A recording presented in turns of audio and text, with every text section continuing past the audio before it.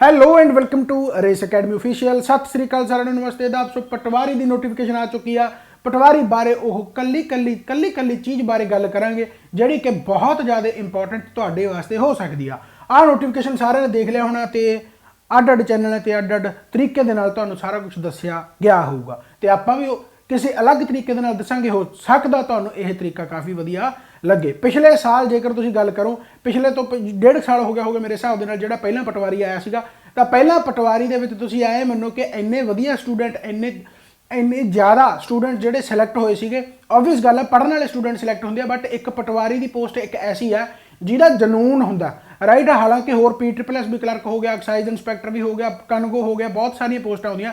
ਪਤਾ ਨਹੀਂ ਇਹ ਮੈਂ ਇੱਕ ਚੀਜ਼ ਜੋ ਕਹਿ ਲਓ ਵੀ ਪਿਛਲੇ ਸਾਲਾਂ ਤੋਂ ਯਾਨੀ ਇਹ ਟ੍ਰੈਂਡ ਦੇ ਵਿੱਚ ਆ ਕਿ ਪਟਵਾਰੀ ਹੁੰਦਾ ਰਾਈਟ। ਪਤਾ ਨਹੀਂ ਕੀ ਚੀਜ਼ ਆ, ਹਾਲਾਂਕਿ ਜੋ ਵੀ ਕਹਿ ਲਓ ਬਟ ਪਟਵਾਰੀ ਹੀ ਹੁੰਦਾ। ਇਹ ਗੱਲ ਸੱਚੀ ਆ ਤੇ ਆਬਵੀਅਸ ਗੱਲ ਹੈ ਇਹਦੀ ਬਹੁਤ ਸਟੂਡੈਂਟ ਆ ਜਿਹੜੇ ਤਿਆਰੀ ਕਰਦੇ ਆ, ਚਾਹੇ ਫਿਰ ਉਹ ਇੰਗਲਿਸ਼ ਮੀਡੀਅਮ ਦੇ ਵਿੱਚ ਆ ਚਾਹੇ ਪੰਜਾਬੀ ਮੀਡੀਅਮ ਦੇ ਵਿੱਚ ਆ। ਅੱਜ ਤੁਹਾਨੂੰ ਮੈਂ ਦੋਨੇ ਚੀਜ਼ਾਂ ਇੱਥੇ ਸਾਰਾ ਕੁਝ ਚੰਗੀ ਤਰ੍ਹਾਂ ਸਮਝਾਉਣ ਵਾਲਾ। ਕੱਲੀ ਨੋਟੀਫਿਕੇਸ਼ਨ ਦੇ ਵਿੱਚ ਕੱਲੀ ਚੀਜ਼ ਨੂੰ ਬਸ ਥੋੜਾ ਜਿਹਾ ਜਿਰਾਂਦ ਰੱਖਿਓ ਕਿਉਂਕਿ ਕਾਫੀ ਸਟੂਡੈਂਟ ਹੁੰਦੇ ਆ ਥੋੜਾ ਜਿਹਾ ਪੇਸ਼ੈਂਸ ਉਹਨਾਂ ਦਾ ਲੈਵਲ ਜਿਹੜਾ ਘੱਟ ਹੁੰਦਾ ਗਾ। ਉਹਨਾਂ ਨੂੰ ਲੱਗਦਾ ਵੀ ਛੱਡ ਪਰੇ ਕੀ ਲੈਣਾ ਬਟ ਸਿਲੇਬਸ ਨੂੰ ਸਮਝਣਾ ਬਹੁਤ ਜ਼ਰੂਰੀ ਹੈ। ਜੇਕਰ ਤੁਸੀਂ ਸਿਲੇਬਸ ਨੂੰ ਸਮਝ ਲਿਆ ਬਸ ਐ ਮੰਨ ਲਓ ਵੀ ਉਸ ਤੋਂ ਬਾਅਦ ਪਟਵਾਰੀ ਕੱਢਣਾ ਸੌਖਾ ਹੋ ਜਾਂਦਾ ਗਾ। ਪਤਾ ਹੁੰਦਾ ਵੀ ਆਪਾਂ ਕੀ ਪੜ੍ਹਨਾ ਤੇ ਕੀ ਛੱਡਣਾ, ਕੀ ਅਪਰੋਚ ਰੱਖਣੀ ਹੈ। ਐਂਡ ਮੇਰਾ ਐਕਸਪੀਰੀਅੰਸ ਇਸ ਪੇਪਰ ਨੂੰ ਲੈ ਕੇ ਤਾਂ ਬਹੁਤ ਵਧੀਆ ਰਿਹਾ ਗਾ ਕਿਉਂਕਿ ਬਹੁਤ ਸਾਰੇ ਸਟੂਡੈਂਟ ਇਹਦੇ ਵਿੱਚ ਸਿਲੈਕਟ ਹੋਏ ਆ, ਚਾਹੇ ਉਹ ਪਿਛਲੇ ਪੇਪਰ ਦੀ ਗੱਲ ਕਰੀਏ ਚਾਹੇ ਉਸ ਤੋਂ ਪਿਛਲੇ ਪੇਪਰ ਦੀ ਗੱਲ ਕਰੀਏ ਜਾਂ ਫਿਰ ਇਸ ਤੋਂ ਇਲਾਵਾ ਹੋਰ ਪੇਪਰਾਂ ਦੀ ਵੀ ਗੱਲ ਕਰੀਏ ਤਾਂ ਇੱਕ ਐਕਸਪੀਰੀਅੰਸ ਇਸ ਪੇਪਰ ਦੇ ਨਾਲ ਵੱਖਰਾ ਹੀ ਰਿਹਾ ਰਾਈਟ। ਅਤੇ ਚਲੋ ਆਪਾਂ ਸਿੱਧਾ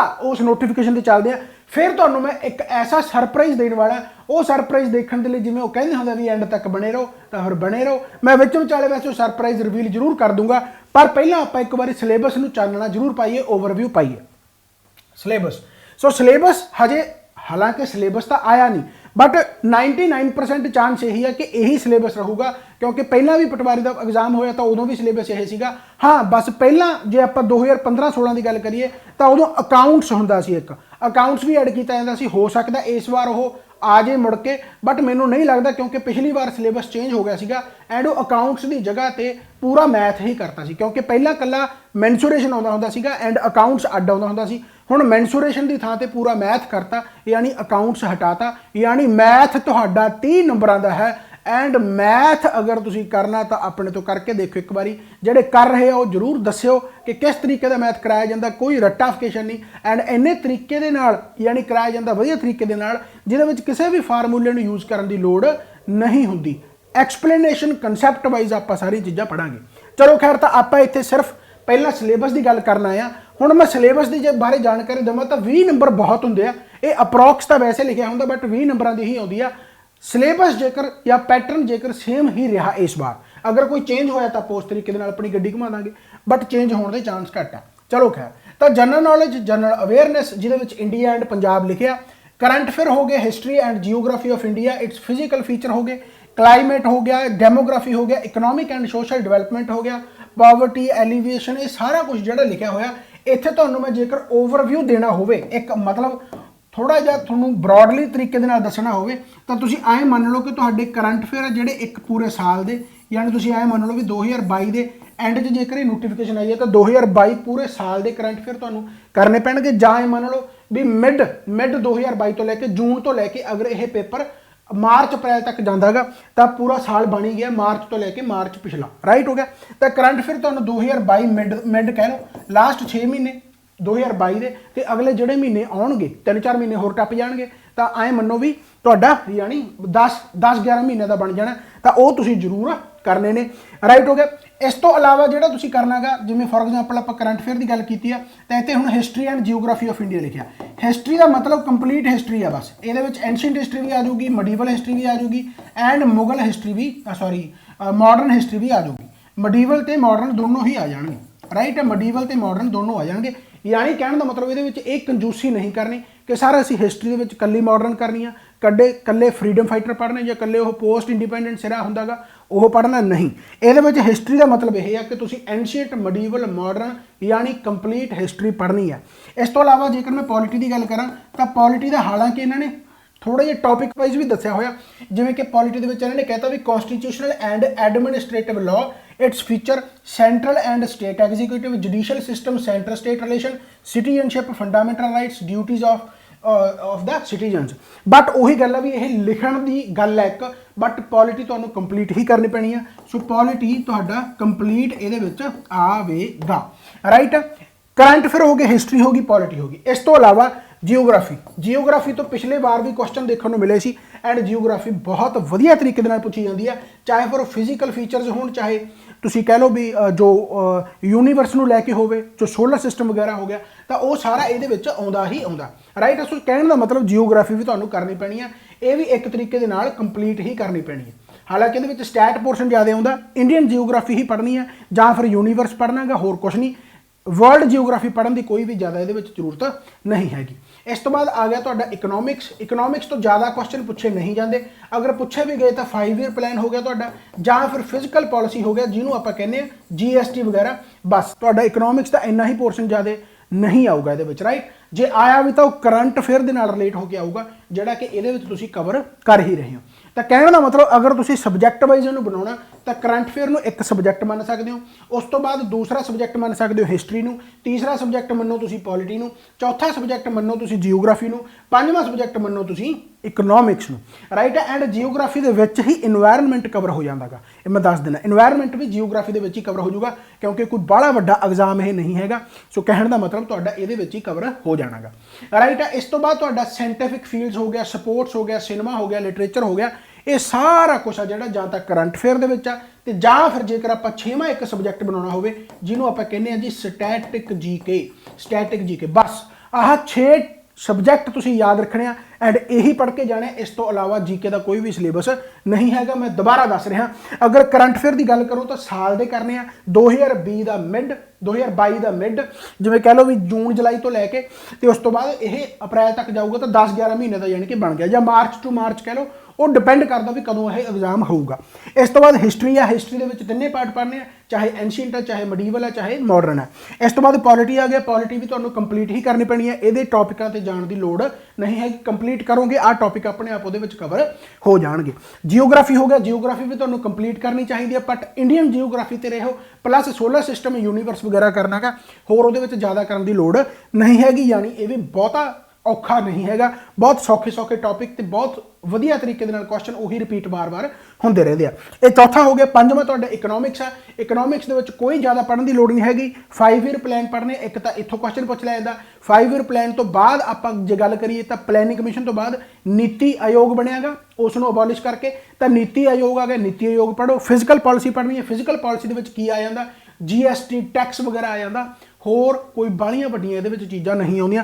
ਯਾਨੀ ਇਕਨੋਮਿਕਸ ਦਾ ਪੋਰਸ਼ਨ ਇੰਨਾ, ਜੇ ਆਇਆ ਤਾਂ ਡੈਫੀਨੇਸ਼ਨ ਆ ਜੂ ਕਿਸੇ ਦੀ, ਮੈਕਰੋ ਇਕਨੋਮਿਕਸ ਕੀ ਆ, ਮਾਈਕਰੋ ਇਕਨੋਮਿਕਸ ਕੀ ਆ, ਇਹੋ ਜਿਹਾ ਕੁਛ ਆ ਜਾਊਗਾ, ਤੇ ਜਾਂ ਫਿਰ ਕਰੰਟ ਅਫੇਅਰ ਦੇ ਨਾਲ ਰਿਲੇਟ ਹੋ ਕੇ ਆ ਜਾਊਗਾ। ਯਾਨੀ ਇਹ ਇਕਨੋਮਿਕਸ ਦਾ ਟੌਪਿਕ ਕਰੰਟ ਅਫੇਅਰ ਦੇ ਨਾਲ ਰਿਲੇਟ ਹੋ ਕੇ ਵੀ ਮਾੜਾ ਮੋਟਾ ਆ ਸਕਦਾ, ਰਾਈਟ।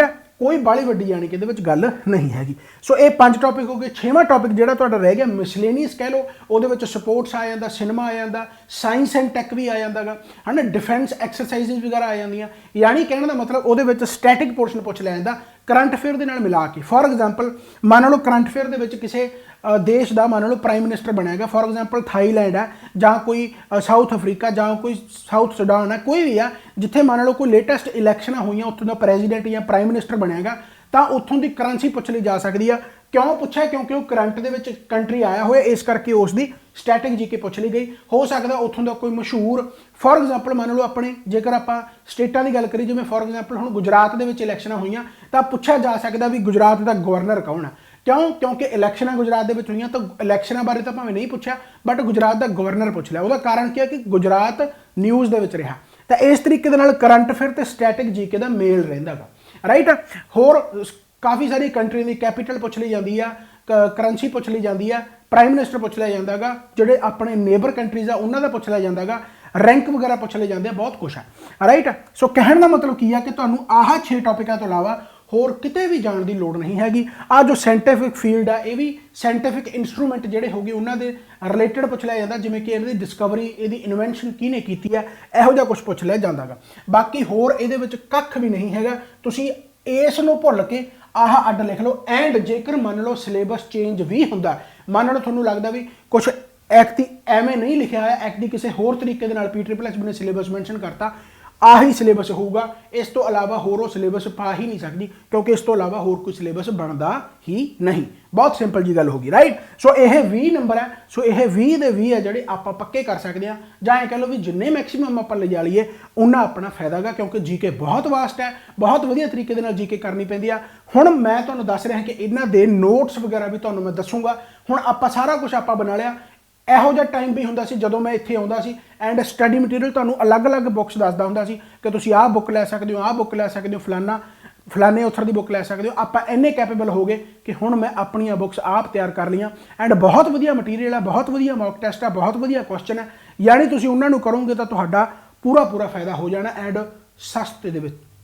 ਓਬਵੀਅਸ ਗੱਲ ਆ, ਜੇਕਰ ਮਿਹਨਤ ਲੱਗਦੀ ਹੈ ਤਾਂ ਉਹ ਮਿਹਨਤ ਨੂੰ ਦੇਣਾ ਜ਼ਰੂਰ ਪੈਂਦਾ ਗਾ, ਇਹ ਜ਼ਰੂਰ ਆ। ਬਟ ਮੈਂ ਚਾਹੁੰਦਾ ਕਿ ਉਹ ਪੂਰੇ ਪੰਜਾਬ ਜਿੰਨਾ ਵੀ ਸਟੂਡੈਂਟ ਜਿਹੜਾ ਤਿਆਰੀ ਕਰ ਰਿਹਾ ਉਹ ਹਰ ਕੋਈ ਅਫੋਰਡ ਕਰ ਸਕੇ ਇੰਨਾ ਕਾ।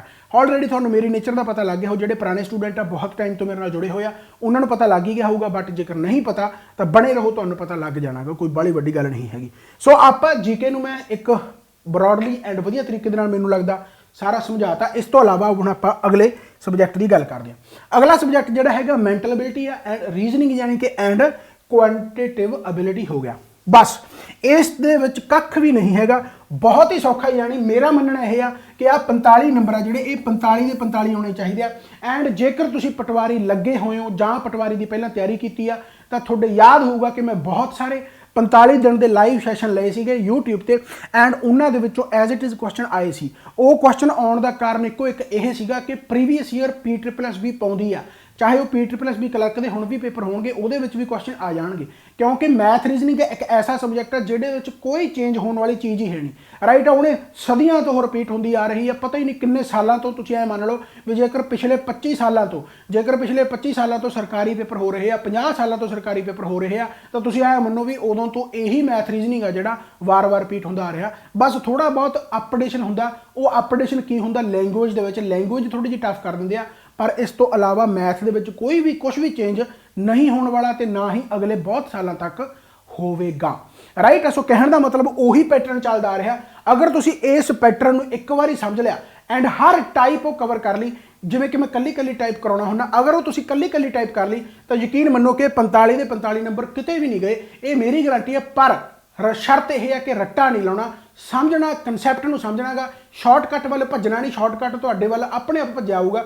ਮੈਂ ਇਹ ਨਹੀਂ ਕਹਿੰਦਾ ਕਿ ਇੰਨੇ ਲੰਬਿਆਂ ਮੈਥਡਾਂ ਨਾਲ ਕਰੋ, ਸ਼ਾਰਟਕਟ ਕਰੋ, ਪਰ ਉਹਦਾ ਕਨਸੈਪਟ ਸਮਝੋ। ਕਨਸੈਪਟ ਕੀ ਆ, ਉਹ ਸ਼ਾਰਟਕਟ ਦਾ ਕੋਈ ਫਾਇਦਾ ਨਹੀਂ ਜਿਹਦਾ ਰੱਟਾ ਲਾਉਣਾ ਪੈ ਜੇ। ਰੱਟਾ ਨਹੀਂ ਲਾਉਣਾ, ਤੁਹਾਡੇ ਕੋਲ ਸ਼ਾਰਟਕਟ ਆਪ ਆਪਣੇ ਆਪ ਭੱਜ ਕੇ ਆਊਗਾ ਕਿ ਹਾਂ ਮੈਂ ਇਸ ਤਰੀਕੇ ਦੇ ਨਾਲ ਸ਼ਾਰਟਕਟ ਰਾਹ ਦੇ ਵਿੱਚ ਨਿਕਲ ਸਕਦਾ, ਰਾਈਟ। ਸੋ ਕਹਿਣ ਦਾ ਮਤਲਬ ਉਹ ਕਰਨ ਦਾ ਇੱਕ ਤਰੀਕਾ ਹੁੰਦਾ, ਮੇਰੇ ਕਰਨ ਦਾ ਕਰਾਉਣ ਦਾ ਇੱਕ ਬਹੁਤ ਵਧੀਆ ਮੈਥਡ ਹੈ। ਉਹ ਬਹੁਤ ਸਾਰੇ ਸਟੂਡੈਂਟ ਮੈਥ ਦਾ ਕੋਰਸ ਲਈ ਬੈਠੇ ਆ ਜਾਂ ਮੈਥ ਕਰਦੇ ਆ, ਉਹ ਕੋਈ ਮੈਟਰ ਨਹੀਂ ਕਰਦਾ, ਤੁਸੀਂ ਜਿੱਥੋਂ ਮਰਜ਼ੀ ਕਰੋ, ਪਰ ਮੇਰੇ ਅਕੋਰਡਿੰਗ ਤਾਂ ਇਹ ਹੈ ਵੀ ਸਿਰਫ ਕਨਸੈਪਟ ਵਾਈਜ਼ ਕਰੋ। ਕਨਸੈਪਟ ਕਰੋਗੇ ਤਾਂ ਇਹ 45 ਨੰਬਰ ਆ ਜਿਹੜੇ ਤੁਸੀਂ ਸਟਰੋਂਗ ਕਰ ਸਕਦੇ ਹੋ। ਐਂਡ ਅੱਜ ਮੈਂ ਮੈਥ ਦੀ ਬੁੱਕ ਵੀ ਦੱਸ ਕੇ ਜਾਊਂਗਾ, ਐਸੀ ਤਕੜੀ ਬੁੱਕ ਜਿਹੜੀ ਬਣਾਈ ਹੋਈ ਆ ਮੇਰੀ, ਐਂਡ ਬਹੁਤ ਵਧੀਆ ਕੁਐਸਚਨ ਹੈ ਲੈਵਲ 1 ਤੇ ਲੈਵਲ 2 ਪੇਪਰ। ਜੇ ਮੰਨ ਲਓ ਕਿਉਂਕਿ ਪਟਵਾਰੀ ਦੇ ਵਿੱਚ ਪਿਛਲੀ ਵਾਰ ਪ੍ਰੀ ਐਂਡ ਮੇਨਸ ਹੋਇਆ ਸੀ, ਪ੍ਰੀ ਥੋੜਾ ਜਿਹਾ ਸੌਖਾ ਆ ਗਿਆ, ਮੇਨਸ ਥੋੜਾ ਜਿਹਾ ਵਧੀਆ ਆ ਗਿਆ, ਤਾਂ ਉਹਦੇ ਵਿੱਚ ਪ੍ਰੀ ਐਂਡ ਮੇਨਸ ਸਾਰੇ ਕੁਐਸਚਨ ਐਸੇ ਪਾਏ ਹੋਇਆ ਵੀ ਤੁਸੀਂ ਜੇਕਰ ਕਰੋਗੇ ਤਾਂ ਮੈਨੂੰ ਇੰਨੀ 100% ਉਮੀਦ ਹੈ ਕਿ ਉਸ ਤੋਂ ਬਾਹਰ ਇੱਕ ਵੀ ਕੁਐਸਚਨ ਤੁਹਾਡੇ ਪੇਪਰ ਦੇ ਵਿੱਚ ਨਹੀਂ ਆਊਗਾ। ਇਹ 100% ਹੈ ਕਿਉਂਕਿ ਇੰਨਾ ਹੁਣ ਐਕਸਪੀਰੀਅੰਸ ਹੋ ਚੁੱਕਿਆ, ਰਾਈਟ। ਇਸ ਤੋਂ ਇਲਾਵਾ ਜੇਕਰ ਮੈਂ ਰੀਜ਼ਨਿੰਗ ਦੀ ਗੱਲ ਕਰਾਂ ਤਾਂ ਰੀਜ਼ਨਿੰਗ ਦਾ ਇੱਕੋ ਇੱਕ ਤੋੜ ਦੱਸਦਾ ਕਿ ਇਹਦੇ ਲਈ ਸਿਰਫ ਤੁਸੀਂ ਪ੍ਰੈਕਟਿਸ ਸੈੱਟ ਲਗਾਉਣੇ ਆ। ਪ੍ਰੈਕਟਿਸ ਸੈੱਟ ਦਾ ਮਤਲਬ ਕੀ ਆ? ਪ੍ਰੈਕਟਿਸ ਸੈੱਟ ਦਾ ਮਤਲਬ ਸਿਰਫ ਇੰਨਾ ਹੈ ਕਿ ਤੁਸੀਂ ਮੰਨ ਲਓ ਜੇਕਰ ਚੈਪਟਰ ਮੰਨ ਲਓ ਕੈਲੰਡਰ ਖੋਲਿਆ ਤਾਂ ਉਸ ਕੈਲੰਡਰ ਤੇ ਜਿੰਨੇ ਕੁਐਸਚਨ ਆ ਉਹ ਸਾਰੇ ਕਰ ਦਿਓ। ਜੇਕਰ ਤੁਸੀਂ ਕਲੌਕ ਖੋਲਿਆ ਤਾਂ ਕਲੌਕ ਤੇ ਜਿੰਨੇ ਕੁਐਸਚਨ ਆ ਉਹ ਸਾਰੇ ਕਰ ਦਿਓ। ਜੇਕਰ ਤੁਸੀਂ ਸਿਟਿੰਗ ਅਰੇਂਜਮੈਂਟ ਖੋਲਿਆ ਤਾਂ ਸਿਟਿੰਗ ਅਰੇਂਜਮੈਂਟ ਤੇ ਜਿੰਨੇ ਕੁਐਸਚਨ ਆ ਉਹ ਸਾਰੇ ਕਰ ਦਿਓ। ਹਾਂ, ਥਿਊਰੀ ਤਾਂ ਕਰਨੀ ਪੈਣੀ ਆ। ਜੇਕਰ ਤੁਸੀਂ ਥਿਊਰੀ ਕਦੇ ਵੀ ਨਹੀਂ ਕੀਤੀ ਫਿਰ ਪਹਿਲਾਂ ਥਿਊਰੀ ਕਰੋ, ਕਨਸੈਪਟ ਕਰੋ ਕਿ ਕਿੰਨੀਆਂ ਟਾਈਪਸ ਆ, ਕਿਵੇਂ ਕੁਐਸਚਨ ਆਉਂਦੇ ਆ, ਕਿਵੇਂ ਉਹਨਾਂ ਕੁਐਸਚਨਾਂ ਨੂੰ ਸੋਲਵ ਕਰਨਾ। ਕਿਉਂਕਿ ਰੀਜ਼ਨਿੰਗ ਦੇ ਵਿੱਚ ਹੋਰ ਕੁਝ ਨਹੀਂ ਹੈਗਾ। ਰੀਜ਼ਨਿੰਗ ਇੱਕ ਬੰਦਾ A ਆ, ਇੱਕ ਬੰਦਾ B ਆ, ਦੋਨੇ ਸੋਲਵ ਕਰ ਲੈਣਗੇ। ਬਸ ਇਹਦੇ ਵਿੱਚ ਟਾਈਮਿੰਗ ਦਾ ਇਸ਼ੂ ਆ। A ਬੰਦੇ ਨੇ ਜੇਕਰ ਇੱਕ ਕੁਐਸਚਨ ਤੇ 2 ਮਿੰਟ ਲੈ ਲੇ ਤਾਂ ਕੋਈ ਫਾਇਦਾ ਨਹੀਂ ਸੋਲਵ ਕਰੇਦਾ, ਚਾਹੇ ਉਹਦਾ ਸਹੀ ਹੋਵੇ। B ਕੁਐਸਚਨ ਨੇ ਜੇਕਰ ਉਹੀ ਕੁਐਸਚਨ ਨੂੰ 15 ਸਕਿੰਟ ਜਾਂ 20 ਸਕਿੰਟ ਜਾਂ 25 ਸਕਿੰਟ ਦੇ ਵਿੱਚ ਕਰਤਾ, ਬਸ ਉਹੀ ਇੱਕ ਫਾਇਦਾ ਹੈਗਾ, ਰਾਈਟ ਹੈ। ਯਾਨੀ ਇਹਦੇ ਵਿੱਚ ਕਿਵੇਂ ਕਹਿੰਦੇ ਹੁੰਦੇ ਵੀ ਮੈਥਡ ਕੀ ਹੈ ਤੁਹਾਡੇ ਕਰਨ ਦਾ, ਬਸ ਉਹ ਸਿੱਖਣਾਗਾ। ਜਿਹੜੇ ਬੰਦੇ ਨੇ ਉਹ ਸਿੱਖ ਲਿਆ ਤੇ ਇਹ 15 ਦੇ 15 ਨੰਬਰ ਵੀ ਪੱਕੇ ਹੋ ਸਕਦੇ ਆ। ਮੇਰਾ ਮੰਨਣਾ ਇਹ ਹੈ ਕਿ ਜੇਕਰ ਕੋਈ ਟੌਪਰ ਹੈ ਤਾਂ ਪਹਿਲੀ ਗੱਲ ਉਹ 45 ਚੋਂ 45 ਲੈ ਕੇ ਜਾਊਗਾ, ਨਹੀਂ ਤਾਂ ਹਮੇਸ਼ਾ ਦੇਖ ਲਿਓ ਜਿਹੜੇ ਸਿਲੈਕਟ ਹੋਣ ਵਾਲੇ ਹੋਣਗੇ ਉਹਦੇ 45 ਚੋਂ 42 43 44 ਇੰਨੇ ਨੰਬਰ 100% ਹੋਣਗੇ। ਪਹਿਲੀ ਗੱਲ ਤਾਂ ਨੰਬਰ ਕੱਟਣ ਦਿੰਦਾ ਨਹੀਂ, ਬਟ ਫਿਰ ਵੀ ਇੱਕ ਆਮ ਆਪਾਂ ਸਿਲੈਕਸ਼ਨ ਦੀ ਵੀ ਗੱਲ ਕਰ ਲਈਏ ਤਾਂ 45 ਚੋਂ ਉਹਦੇ 42 43 ਨੰਬਰ ਪੱਕਾ ਹੋਣਗੇ, ਕਿਉਂਕਿ ਇਹਨਾਂ ਦੇ ਵਿੱਚ ਕੁਝ ਵੀ ਚੇਂਜ ਹੋਣ ਵਾਲਾ ਨਹੀਂ ਹੈ। ਇੱਕ ਵਾਰੀ ਓਵਰਵਿਊ, ਫਿਰ ਮੈਂ ਉਵੇਂ ਬ੍ਰੌਡਲੀ ਤੁਹਾਨੂੰ ਸਿਲੇਬਸ ਦੱਸ ਦਿੰਦਾ। ਹਾਲਾਂਕਿ ਮੈਥ ਰੀਜ਼ਨਿੰਗ ਦੇ ਸਿਲੇਬਸ ਇੱਥੇ ਭਾਵੇਂ ਕੁਝ ਵੀ ਲਿਖਿਆ ਤੁਹਾਨੂੰ ਕੰਪਲੀਟ ਹੀ ਕਰਨਾ ਪੈਣਾ। ਕੰਪਲੀਟ ਕਿਵੇਂ ਕਰਨਾ ਪੈਣਾ ਦੇਖੋ, ਜੇਕਰ ਮੈਂ ਮੈਂਟਲ ਐਬਿਲਿਟੀ ਦੀ ਗੱਲ ਕਰਾਂ ਤਾਂ ਇਹਦੇ ਵਿੱਚ ਪ੍ਰੋਬਲਮ ਔਨ ਲੌਜੀਕਲ ਥਿੰਕਿੰਗ ਆ। ਹੁਣ ਇੱਥੋਂ ਪੜ੍ਹ ਕੇ ਨਹੀਂ ਤੁਹਾਨੂੰ ਪਤਾ ਲੱਗਣਾ, ਕਰਕੇ ਪਤਾ ਲੱਗੂਗਾ, ਰਾਈਟ। ਇਸੇ ਤਰੀਕੇ ਦੇ ਨਾਲ ਅਲਫਾ ਨੂਮੈਰਿਕ ਸੀਰੀਜ਼ ਹੋ ਗਈਆਂ, ਸੀਰੀਜ਼ ਵਗੈਰਾ ਆ ਸਕਦਾ ਗਾ, ਕੋਡਿੰਗ ਡਿਕੋਡਿੰਗ ਪ੍ਰੋਬਲਮਸ ਹੋ ਸਕਦੀਆਂ, ਰਾਈਟ ਹੈ। ਇਸ ਤੋਂ ਬਾਅਦ ਲੈਟਰ ਐਂਡ ਨੰਬਰ ਸੀਰੀਜ਼ ਹੋ ਗਿਆ, ਬਲੱਡ ਰਿਲੇਸ਼ਨ ਹੋ ਗਿਆ, ਪਜ਼ਲ ਹੋ ਗਿਆ, ਔਡ ਮੈਨ ਆਊਟ ਹੋ ਗਿਆ। ਜੇ ਤੁਹਾਨੂੰ ਲੱਗਦਾ ਕਿ ਕੋਈ ਟੌਪਿਕ ਇਹਦੇ ਵਿੱਚ ਮੈਂਸ਼ਨ ਨਹੀਂ ਹੈਗਾ ਤਾਂ ਉਹਨੂੰ ਵੀ ਛੱਡ ਕੇ ਨਹੀਂ ਜਾਣਾ। ਜਿਵੇਂ ਮੈਂ ਕੈਲੰਡਰ ਕਲੌਕ ਬੋਲਿਆ ਗਾ, ਕੈਲੰਡਰ ਇਹਦੇ ਵਿੱਚ ਹੈਗਾ, ਆਈ ਥਿੰਕ ਕਲੌਕ ਵੀ ਕਿਤੇ ਨਾ ਕਿਤੇ ਲਿਖਿਆ ਹੋਊਗਾ। ਅਗਰ ਨਹੀਂ ਲਿਖਿਆ ਤਾਂ ਵੀ ਤੁਸੀਂ ਕਲੌਕ ਕਰਕੇ ਜਾਣਾ, ਕਿਉਂਕਿ ਇੱਥੋਂ ਕੁਐਸਚਨ ਪੁੱਛ ਲਏ ਜਾਂਦੇ ਆ। ਵਾਟਰ ਇਮੇਜਿਸ ਹੋ ਗਿਆ, ਮਿਰਰ ਇਮੇਜਿਸ ਹੋ ਗਈਆਂ, ਇਹ ਕੁਐਸਚਨ ਵੀ ਪੁੱਛੇ ਜਾਂਦੇ ਨੇ, ਰਾਈਟ ਹੈ। ਯਾਨੀ ਕਹਿਣ ਦਾ ਮਤਲਬ ਰੀਜ਼ਨਿੰਗ ਕੰਪਲੀਟ ਕਰਨੀ ਆ and ranking and sitting arrangement ਹੋ ਗਿਆ, ਇਹ ਕੁਐਸਚਨ ਤੁਹਾਨੂੰ ਪੱਕਾ ਦੇਖਣ ਨੂੰ ਮਿਲਦੇ ਆ ਐਂਡ ਇਹ 15 ਦੇ 15 ਨੰਬਰ ਤੁਸੀਂ ਸਿਕਿਉਰ ਕਰ ਸਕਦੇ ਹੋ। ਪੜ੍ਹਨਾ ਕਿੱਥੋਂ ਆ, ਰੀਜ਼ਨਿੰਗ ਦੇ ਪ੍ਰੈਕਟਿਸ MCQ ਤੁਹਾਨੂੰ ਕਿੱਥੋਂ ਮਿਲਣਗੇ ਹੁਣ ਮੈਂ ਤੁਹਾਨੂੰ ਦੱਸ ਦਿੰਦਾ। ਉਹੀ ਗੱਲ ਕਿ ਫੇਰ ਕਹਿਣਾ ਕਿ ਮੈਂ ਪਹਿਲਾਂ ਬਹੁਤ ਸਾਰੀਆਂ ਬੁੱਕਸ ਦੱਸਦਾ ਰਿਹਾ ਕਿਉਂਕਿ ਆਪਣੇ ਕੋਲੇ ਉਹ ਬੁੱਕਸ ਨਹੀਂ ਸੀਗੀਆਂ, ਬਟ ਹੁਣ ਜਦੋਂ ਆਪ ਤਿਆਰ ਕੀਤੇ ਆ ਬਹੁਤ ਬਖੂਬੀ ਤਰੀਕੇ ਦੇ ਨਾਲ ਪੰਜਾਬ ਦੇ ਪਰਸਪੈਕਟਿਵ ਤੋਂ ਕੀਤੇ ਤਾਂ ਆਬਵੀਅਸ ਗੱਲ ਹੈ ਤੁਹਾਨੂੰ ਮੈਂ ਸਾਰਾ ਕੁਝ ਐਂਡ ਤੇ ਦੱਸ ਕੇ ਜਾਊਂਗਾ। ਇੱਕ ਵਾਰੀ ਆਪਾਂ ਸਿਲੇਬਸ ਡਿਸਕਸ ਕਰਦੇ ਮੈਥ ਦਾ। ਮੈਥ ਦੇ ਵਿੱਚ ਇੱਥੇ ਮੈਂਸੂਰੇਸ਼ਨ ਸਭ ਤੋਂ ਪਹਿਲਾਂ ਲਿਖਿਆ। ਤੁਹਾਨੂੰ ਐਂ ਪਤਾ ਵੀ ਇਸ ਤੋਂ ਪਹਿਲਾਂ ਅਕਾਊਂਟਸ ਹੁੰਦਾ ਸੀ, ਅਕਾਊਂਟਸ ਹੁੰਦਾ ਤੇ ਮੈਂਸੂਰੇਸ਼ਨ ਹੁੰਦਾ ਸੀ। ਮੈਥ ਪੂਰਾ ਨਹੀਂ ਹੁੰਦਾ ਸੀ, ਅਕਾਊਂਟਸ ਹੁੰਦਾ ਸੀ ਤੇ ਮੈਂਸੂਰੇਸ਼ਨ ਹੁੰਦਾ ਸੀ। ਬਟ ਮੈਂਸੂਰੇਸ਼ਨ ਉਹਦੇ ਵਿੱਚ ਐਂ ਕਹਿ ਲਓ ਵੀ 15 ਕੁਐਸਚਨ ਪਾਏ ਜਾਂਦੇ ਸੀ, ਅਕਾਊਂਟਸ ਦੇ 10 ਹੁੰਦੇ ਸੀ। ਉਹਨੂੰ ਕੱਢ ਕੇ ਇਹਨਾਂ ਨੇ ਪੂਰਾ ਮੈਥ 30 ਨੰਬਰਾਂ ਦਾ ਕਰਤਾ। ਪਰ ਹਜੇ ਵੀ ਮੈਂਸੂਰੇਸ਼ਨ ਦੇ ਕੁਐਸਚਨ ਇਹਦੇ ਵਿੱਚ ਵਧੀਆ ਪਾਏ ਜਾਂਦੇ ਆ। ਜੇਕਰ ਤੁਸੀਂ ਪਟਵਾਰੀ ਦਾ ਮੇਨਸ ਪੇਪਰ ਦੇਖੋ ਤਾਂ ਉਹਦੇ ਵਿੱਚ ਆਖਰੀ 3-4 ਕੁਐਸਚਨ ਜਿਹੜੇ ਸੀਗੇ ਮੈਂਸੂਰੇਸ਼ਨ ਦੇ ਬਹੁਤ ਵਧੀਆ ਸੀ, ਬਹੁਤ ਹੀ ਵਧੀਆ ਸੀ। ਐਂਡ ਪ੍ਰੀ ਦੇ ਵਿੱਚ ਵੀ ਬਹੁਤ ਵਧੀਆ ਸੀ। ਐਂਡ ਮੈਂ ਹਮੇਸ਼ਾ ਕਹਿੰਦਾ ਰਿਹਾ ਕਿ ਮੈਂਸੂਰੇਸ਼ਨ ਆ ਜਿਹੜੀ ਉਹ ਇੰਨਾ ਸੌਖਾ ਪੋਰਸ਼ਨ ਹੈ, ਉਹ ਬਾਕੀ ਮੈਥ ਨਾਲੋਂ ਜ਼ਿਆਦਾ ਸੌਖਾ ਜੇਕਰ ਤੁਹਾਨੂੰ ਮੈਂਸੂਰੇਸ਼ਨ ਦੇ ਰੱਟੇ ਨਾ ਲਾਉਣੇ ਪੈਣ।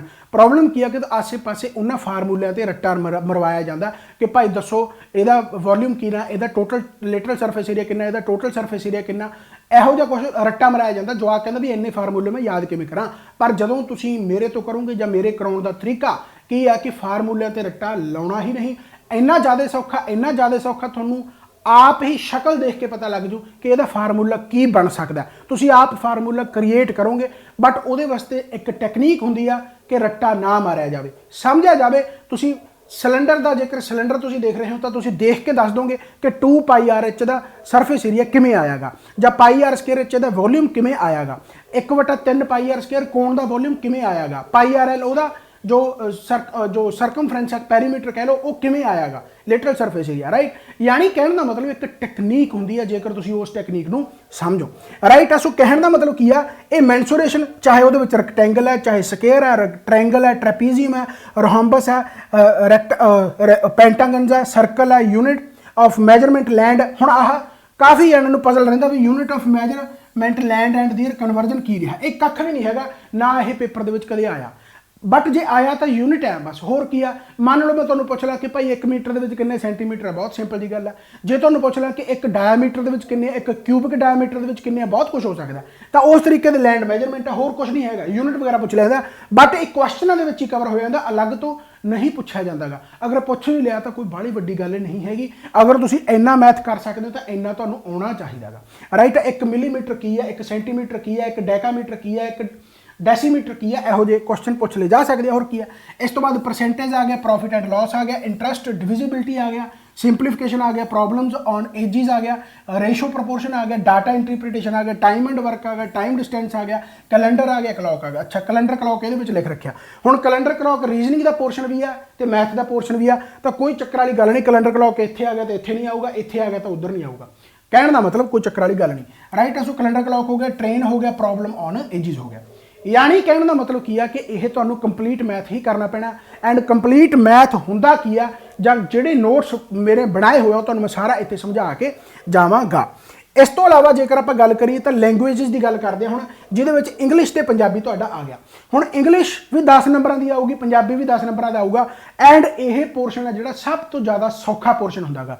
पंजाबी वास्ते मैं सिर्फ इन्नी गल कहूँगा क्योंकि अपने को बुक नहीं हैगी। मैं फिर दसदा कि जो मेरे को बुक्स आ गई, ਜਿਹੜੀਆਂ बुक्स आ गई तुहानूं मैं वो तो अपनियां दसूँगा क्योंकि वो बेस्ट है, मैनूं आपूं नूं पता क्योंकि मैं आप बनाई है, राइट है। बट पंजाबी वास्ते हजे कोई बुक बनी नहीं, इस करके पंजाबी का जो मैं बेस्ट मटीरियल तुहानूं दसूँगा वो मटीरियल हैगा जी 9th to 10th।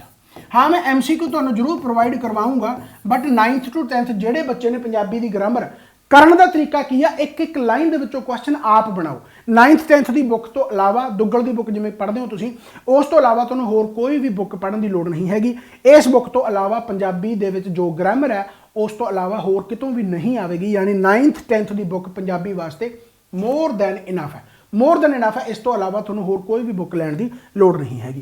And English वास्ते जिहदे बेसिक ग्रामर है, सबजैक्ट वर्ब एग्रीमेंट है, एडजैक्टिव हो गया, एडवर्ब हो गया, साइनो है, एंटोनिम है, वन वर्ड सबस्टिट्यूशन है, फिलिंग दी ब्लैंक्स है, प्रॉब्लम है, ਜਾਂ ਉਸ ਤੋਂ ਬਾਅਦ ਤੁਹਾਡੇ ਕਨੈਕਟਿੰਗ ਵਰਡਸ ਹੋ ਗਏ ਹਨ, ਕੰਪੈਰੀਜ਼ਨ ਆਫ ਐਡਜੈਕਟਿਵ ਹੋ ਗਿਆ, ਆਰਟੀਕਲ ਹੋ ਗਿਆ, ਪ੍ਰੈਪੋਜੀਸ਼ਨ ਹੋ ਗਿਆ, डायरेक्ट इनडायरेक्ट हो गया, नरेशन यानी कि एक्टिव पैसिव वॉइस हो गए, करेक्शन विद द सेंटेंस हो गया, जेंडर सिंगुलर प्लूरल हो गया, ईडियम फ्रेज हो गए, कंप्रीहेंशन हो गया, स्पैल चैक हो गया। इन्ना सिलेबस तो इन्होंने पाता, पर इन्ना सिलेबस 10 नंबरों के पाना बहुत औखा है। इस करके भाई इंग्लिश भी करनी बहुत जरूरी है क्योंकि बहुत स्टूडेंट है जो इंग्लिश को छड्ड के ही चले जाते हैं। एंड तुहानूं मैं हुण इंग्लिश के नोट्स भी इत्थे दसूँगा ਜਿਹੜੇ ਤੁਸੀਂ बहुत ਵਧੀਆ तरीके ਦੇ ਨਾਲ ਉਹਦੇ ਵਿੱਚ ਸਾਈਨੋ, ਇੰਟੋਨਿਮ, ਚਾਹੇ ਤੁਸੀਂ वन वर्ड की गल कर लो, ईडियम फ्रेज की गल कर लो, सारा कुछ ਤੁਸੀਂ ਵਧੀਆ तरीके ਦੇ ਨਾਲ कर ਸਕੋਗੇ जो भी यानी कि सिलेबस मैंशन किया होया। हुण इस तो बाद आ गया जी IT यानी information and technology. Information technology के विच कंप्यूटर तो चलो सारे पढ़ते हैं, सारिਆਂ ਨੂੰ कंप्यूटर बारे पता होगा, कोई बड़ी वड्डी गल नहीं। बट ये आह साइबर लॉ है, हालांकि साइबर लॉ तो क्वेश्चन पिछली बार तो देखने को मिले नहीं। ये साइबर लॉ तो मैनू लगता भी शायद मे भी ये कोई जेल वार्डन का या कोई पेपर सीगा विच दी कोई आया सी, ਉਹਦੇ ਵਿੱਚ ਸਾਈਬਰ ਲॉ पहली बार मैंशन किया गया सी, तो फिर ये भी मैंशन करता। मैनू नहीं लगता भी ये कोई क्वेश्चन आया, जे आया हो तो एक अद्धा आ गया होगा, मेरे हुण चंगी तरह याद नहीं कि ये क्वेश्चन कोई साइबर लॉ चो आया सी कि नहीं। बट मेरे इन्ना याद है कि जेल वार्डन के वेले या जदों भी ये साइबर लॉ का इस तो पहला पटवारी जिहड़ा पहला हो गया, उस तो पहला किसी सिलेबस के आया सीगा, तो साइबर लॉ मेरा करवाया होया चंगी तरह, बहुत चंगी तरह कराया है, राइट है। सो मैनू ये कह लो भी बहुत ज़्यादा वड्डा सिलेबस तो नहीं हैगा। एंड 15 नंबरों का कंप्यूटर भी बहुत मायने रखता क्योंकि कंप्यूटर एक ऐसी चीज़ है कि अगर तुम इनू इग्नोर करोगे तो 15 नंबर तो ऐसे इग्नोर करके जाएंगे कि तुम्हें ऐ लगूगा भी 15 के 15 नंबर तो साढ़े चले गए, राइट है। सो कंप्यूटर को इग्नोर नहीं करना। ये वास्ते मैं एक बहुत सोहनी बुक है जी तैयार कर रहा, उन्होंने 15 या 20 दिन लगणगे मैक्सीमम, राइट है। तो उस तो बाद वो तुहानूं मैं बुक दूंगा जिहदे विच 1500 MCQ होगा विद एक्सप्लेनेशन होगा, यानी थ्योरी भी उहदे विच मैं पाउण दी कोशिश करूँगा भी जिहदे नाल तुसीं ਉਹ चीज़ां कर सको, यानी कंप्यूटर का हल भी मैं कर दूंगा। एंड कंप्यूटर का सिलेबस उही है जो पिछले साल रहिंदा, जो बेसिक्स ऑफ कंप्यूटर है, चाहे हुण अजकल जो परसनल जो तुहाडा डिजिटल गैजेट्स वगैरह हो गए, इत्थों क्वेश्चन भी पूछ ले जाते हैं, आईफोन वगैरह तो क्वेश्चन पूछ लेंगे, एंड्रॉयड जो वर्जन है उन्होंने तो क्वेश्चन पूछ ले जाते हैं, राइट। इस तरीके के क्वेश्चन जियो फेंसिंग हो गया, बहुत वधिया क्वेश्चन इत्थों पूछे गए भी है पिछली बार, राइट। इस तो बाद तुहाडा आ गया टूल्स वगैरह हो गए, जिवें MS वर्ड हो गया, पावर पॉइंट हो गया, स्प्रैडशीट, डाटाबेस मैनेजमेंट। एंड 2019 दे हुण पुछण लग गई, यानी कि जिन्ना लेटेस्ट हो गया उन्ना क्वेश्चन अजकल पुछण लग गई। सो कंप्यूटर है औखा नहीं, पर इसनूं इग्नोर नहीं करना, अगर इग्नोर करोगे तो फिर मारे जाओगे। एंड ये वास्ते जो मैं तैयार कर रहा मटीरियल वो बहुत वधिया, बहुत खूब, तो वो तुहानूं जो MCQ मिलणगे तो ऐ कह लो भी बस ऐ कह लो भी उस तो बाहर क्वेश्चन कोई भी आने वाला नहीं होगा, राइट। इस तो इलावा जेकर आप गल करिए एग्रीकल्चर की, एग्रीकल्चर का की चक्कर है कि एग्रीकल्चर पहली गल तो मेरा यूट्यूब पर प्लेलिस्ट देखो कि एग्रीकल्चर मैं करा रखा। एग्रीकल्चर अगर तुसी स्ट्रोंग करना चाहते क्योंकि एग्रीकल्चर आप प्रैक्टिकल चीज़ों के नाल तो बहुत मेरे हिसाब के पंजाब का हर कोई जे पिंड का तो प्रैक्टिकल चीज़ों के नाल खूब जानता होगा, बट थरैटिकली कई बार आप वीक रह जाते, प्रैक्टिकली आपको सारा कुछ पता होंगे बट थरैटिकली वीक रह जाते हैं। एग्रीकल्चर क्वेश्चन बहुत सौखे होंगे बट थ्योरी को कवर करना एको एक हल है, यदा 6वीं तो लैके 10वीं तक अगर पढ़ सकते हो, क्योंकि हजे नोटिफिकेशन आई नहीं प्रॉपर तरीके के नाल, जदों नोटिफिकेशन आ गई उस तो बाद टाइम घट मिलता होंदा, तो अज तो ही जेकर तुसीं लग जाओ तो 6वीं तो लैके 10वीं पंजाब स्कूल एजुकेशन बोर्ड की यानी अपनी ही बुक चक्को, 6वीं तो लैके 10वीं तक कल्ली कल्ली लाइन पढ़ दो, कल्ला कल्ला क्वेश्चन कढ़ लो, बस तुसीं ऐ मान लो भी जेकर तुसीं लगातार 6वीं तो लैके 10वीं तक की बुक पढ़ती, एग्रीकल्चर तो कोई क्वेश्चन पक्की गल है तुहाडा नहीं रुकना, ਜੇ ਕੋਈ ਮਾੜਾ ਮੋਟਾ ਕਰੰਟ ਅਫੇਅਰ ਦੇ ਨਾਲ ਰਿਲੇਟਡ ਆਇਆ ਤਾਂ ਉਹ ਸੀਏ यानी जीके ਦੇ ਵਿੱਚ ਹੀ ਕਵਰ ਹੋ ਜਾਊਗਾ। ਪਰ ਐਗਰੀਕਲਚਰ ਜਿਹੜਾ ਹੈਗਾ ਜੇ ਕਰਨਾ ਤੁਸੀਂ ਆਪਣੇ ਆਪ ਕਰੋਗੇ, ਸੈਲਫ ਸਟੱਡੀ ਕਰਨਾ ਵੀ ਸਿੱਖਿਆ ਕਰੋ, ਬਣੇ ਬਣਾਏ ਨੋਟਸ ਤਾਂ ਤੁਹਾਨੂੰ ਮਿਲ ਹੀ ਜਾਣਗੇ। ਰਾਈਟ, 6th to 10th 6ਵੀਂ ਤੋਂ ਲੈ ਕੇ 10ਵੀਂ ਤੱਕ Punjab school education board Punjabi medium ਚ ਪੜ੍ਹੋ, ਕੋਈ ਇੰਗਲਿਸ਼ ਪੜ੍ਹਨ ਦੀ ਲੋੜ ਨਹੀਂ, ਪੰਜਾਬੀ ਚ ਪੜ੍ਹੋਗੇ। ਇੰਗਲਿਸ਼ ਪੜ੍ਹਨਾ ਕੰਫਰਟੇਬਲ ਹੋ ਤਾਂ ਪੜ੍ਹੋ, ਪੰਜਾਬੀ ਚ ਪੜ੍ਹੋ। ਯਾਨੀ ਐਂ ਕਹਿ ਲਓ ਵੀ ਤੁਹਾਨੂੰ ਇੱਕ ਚੀਜ਼ ਆ ਜਿਹੜੀ ਉਹ ਕਵਰ ਹੋ ਜਾਣੀ ਹੈ, ਕੋਈ ਵੀ ਰਹਿਣਾ ਨਹੀਂ ਉਹਦੇ ਵਿੱਚ, ਕਿਉਂਕਿ ਥਿਊਰੀ ਦਿੱਤੀ ਹੋਈ ਆ, ਬਾਅਦ ਦੇ ਵਿੱਚ ਕੁਐਸਚਨ ਦਿੱਤੇ ਹੋਏ ਆ। ਤੁਸੀਂ ਆਪਣੇ ਆਪ ਆਪਣਾ ਐਨਾਲਿਸਿਸ ਕਰ ਲਓਗੇ ਕਿ ਹਾਂ ਮੈਂ ਵਧੀਆ ਤਰੀਕੇ ਦੇ ਨਾਲ ਪੜ੍ਹ ਰਿਹਾ। ਪਰ ਜੇ ਫਿਰ ਵੀ ਤੁਹਾਨੂੰ ਲੱਗਦਾ ਤਾਂ 6ਵੀਂ ਤੋਂ ਲੈ ਕੇ 8ਵੀਂ ਜਾਂ 9ਵੀਂ ਤੱਕ ਤਾਂ ਮੈਂ YouTube ਤੇ ਹੀ ਕਵਰ ਕਰਾ ਰੱਖੀ ਆ। ਪਲੇਲਿਸਟ ਦੇ ਵਿੱਚ ਜਾਓ, ਐਗਰੀਕਲਚਰ ਲਿਖੋ ਜਾਂ ਐਗਰੀਕਲਚਰ ਬਾय ਫਨਕਾਰ ਜਾਂ ਰੇਸ ਅਕੈਡਮੀ ਲਿਖ ਦਿਓ, ਤੁਹਾਨੂੰ ਉਹ ਸਾਰੀ ਪਲੇਲਿਸਟ ਮਿਲ ਜੂਗੀ। ਉਹ 6ਵੀਂ ਤੋਂ ਲੈ ਕੇ 8ਵੀਂ 9ਵੀਂ ਤੱਕ ਮੈਂ ਖੁਦ ਕਵਰ ਕਰਵਾ ਰੱਖੀ ਆ। ਪਰ ਜੇਕਰ ਤੁਸੀਂ ਆਪ ਕਵਰ ਕਰੋਗੇ ਤਾਂ ਹੋਰ ਵੀ ਜ਼ਿਆਦਾ ਵਧੀਆ, ਯਾਨੀ ਉਹ ਲੈਕਚਰ ਜ਼ਰੂਰ ਦੇਖ ਲਿਓ 6ਵੀਂ ਤੋਂ ਲੈ ਕੇ 10ਵੀਂ ਤੱਕ ਦੇ।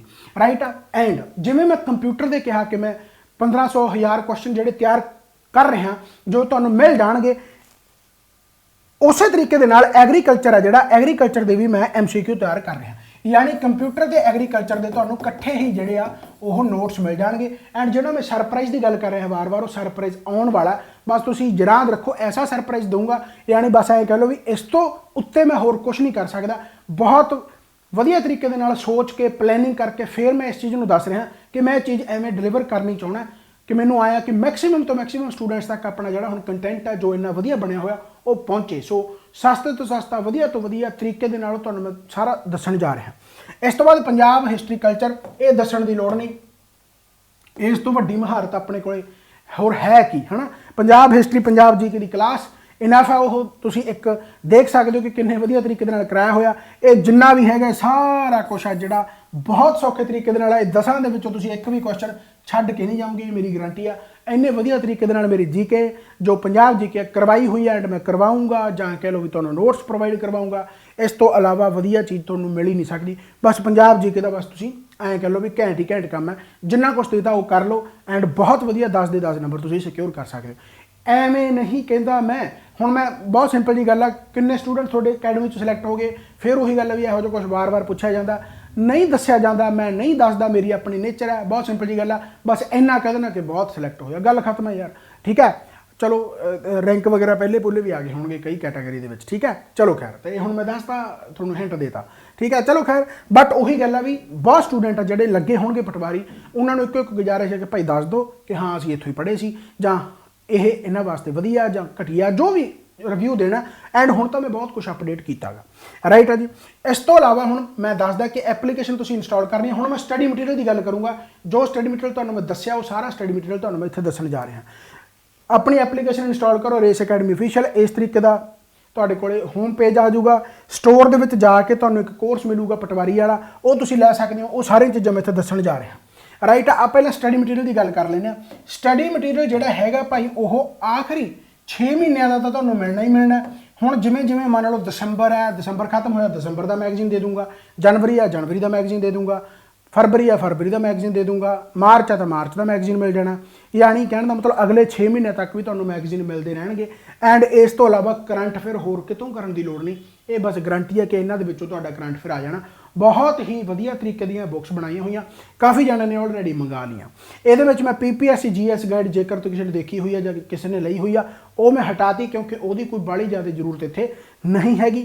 एक चीज़ ਇਹਦੇ ਵਿੱਚ ऐड की है GK universe. GK universe static GK cover होगी, जी तुहानूं मैं स्टैटिक जीके कही सी। रीजनिंग कवर होगी सारी, जिहदे चैप्टर 1 जिवें सीरीज़ है, इस तरीके नाल चैप्टर 2 चैप्टर 3 चैप्टर 4 सारे चैप्टर ये MCQ with explanation, MCQ with explanation सारा कुछ ये कवर है। ये 1 लाइनर है, हालांकि एंड दे कुछ MCQ भी है। 1 लाइनर है, कला कला टॉपिक कवर किया हुआ स्टैटिक जीके की बुक है। इस तरीके मैथ नोट्स है, मैथ नोट्स के लैवल 1 जिन्होंने तुम प्री लैवल कह सकते हो एंड लैवल 2, ये दोनों लैवल पाए हुए हैं। एंड बहुत सारे क्वेश्चन ऐड किए हुए विद एक्सप्लेनेशन विद सल्यूशन, तुम मैथ के नोट्स लै सकते हो। इस तरीके इंग्लिश नोट्स आ गए, जो जो तुहाडा सिलेबस है वो सारा कुछ ये पाया हुआ एंड ये भी सल्यूशन सारे दिते हुए, तुम ये लै सकते हो। GK यूनीवर्स है जी, ये भी तुम मंगा सकते हो। GK यूनीवर्स के सारा कुछ जो पॉलिटी हिस्टरी जियोग्राफी है ना, जो साइंस एंड टैक हो गया, जां जो भी जो पोर्शन है वो सारा ये होगा, इकनॉमिक्स वगैरह हो गया, वो GK यूनीवर्स के सारा कुछ पा दिता जाऊगा, जां पंजाब GK भी होगी। ਹੁਣ ਇੱਥੇ ਤੁਹਾਨੂੰ ਐਗਰੀਕਲਚਰ ਤੇ ਕੰਪਿਊਟਰ ਨਹੀਂ ਦਿਖ ਰਿਹਾ ਹੋਵੇਗਾ, ਬਸ ਉਹਦੇ ਬਾਰੇ ਹੀ ਥੋੜਾ ਜਿਹਾ ਇੱਥੇ ਮੈਂ ਦੱਸਣ ਜਾ ਰਿਹਾ। ਐਗਰੀਕਲਚਰ ਤੇ ਕੰਪਿਊਟਰ ਵੀ ਤੁਹਾਨੂੰ ਮਿਲ ਜਾਵੇਗਾ, ਐਗਰੀਕਲਚਰ ਤੇ ਕੰਪਿਊਟਰ ਵੀ ਤੁਹਾਨੂੰ ਮਿਲ ਜਾਵੇਗਾ। ਉਹ ਕਿੰਨਾਂ ਨੂੰ ਮਿਲੂਗਾ, ਕਦੋਂ ਮਿਲੂਗਾ, ਉਹਦੇ ਵਾਸਤੇ ਮੈਨੂੰ 10-15 ਦਾ ਟਾਈਮ ਚਾਹੀਦਾ, 10-15 ਦਾ ਟਾਈਮ ਚਾਹੀਦਾ। ਐਂਡ 10-15 ਦਿਨਾਂ ਦੇ ਵਿੱਚ ਆਲਰੇਡੀ ਇਹ ਬੁੱਕਸ यानी बन रही एंड तैयार हो जाएगियां। बस इस तो इलावा तुहानूं होर कितों भी यानी मैं कल एक मैसेज पाया सी कि अत ते अंत इत्थों ही होगा, बस ऐं कह लो भी एंड आप इत्थे ही करके जाना। जिवें कहंदे हुंदे भी सानूं एक थां मिल जे, बस सानूं किते होर भटकना ना पवे, होर किते जाना ना पवे।